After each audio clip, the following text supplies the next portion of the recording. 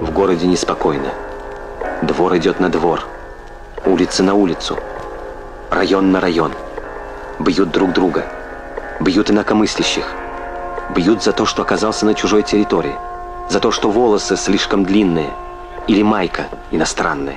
1989 yıl Tatarstanda yaş o'smirlar orasida jinoyatchi turkumlarning shashak otgan vaqti.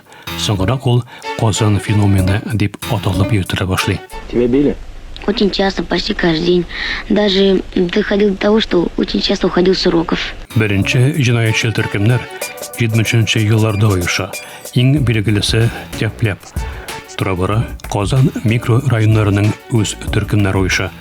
Ular orasida eng belgililari Xaritoktash, Pervaki, Jilka, Tukayevskiy.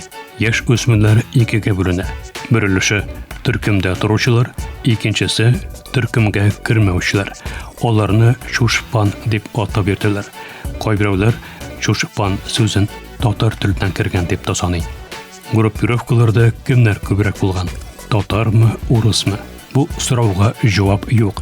Turkumlar internatsional bo'lgan. Benim işrakta paralel dünya idi, çünkü men Qozonda o'qisam da, anda yaşasam da, men andi uram turkumlari bilan o'zim uchrashmadim.